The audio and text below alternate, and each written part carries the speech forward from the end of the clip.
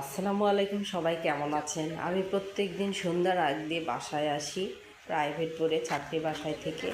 তো আজকে দেখছি আরেকটা পুকুর পাশে দুইটা বাচ্চা নৌকায় উঠেছে। ওই নৌকাতে চড়ে খাবার দেয়, যে দেখাশোনা করে। তো আমি ওখানে বলার জন্য দাঁড়ায় আছি যে তোমরা যে নৌকাতে উঠেছ, হট করে কিছু বলেন যদি বা কিছু করেন। হাত থেকে ফসকে যায়, কিসে? তোমরা তো সাঁতার নাও জানতে পারো, ডুবে যেতে পারো, তোমরা ওইদিকে যেও না। এখানে বসে আছো, ফট করে চলে যাও বাসায়, সন্ধ্যা লাগছে। তো ওরা শুনছে না, ওরা বলতেছে কিছু হবে না, কিছু হবে না। তো আর একটা পিচ্চি বলছে যে আমাকে কিছু বলতে বলছে, যে আন্টি আপনি কিছু বলেন। তো আমি বললাম যে আমি কি বলবো, ওরা তো কথা শুনছে না, ফট করে ডুবে যেতে পারে, আমি ওই জন্য দাঁড়ায় আছি। বললাম যে তোমরা উঠে এসো, উঠে এসো। বুঝতেইছে না, বলতেছে কিছু হবে না। তো দেখেন দুই বাচ্চা কেমন করে ওখানে উঠছে, একজনের দেখে আরেকজন উঠছে।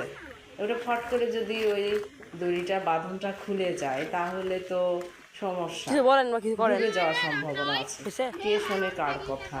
তো সবাই বলুন, কি করা উচিত, ওদের কি করা উচিত? সন্ধ্যা হয়ে আসতেছে। তো যাই হোক, সবাইকে ধন্যবাদ, ভালো থাকবেন, আল্লাহ হাফেজ।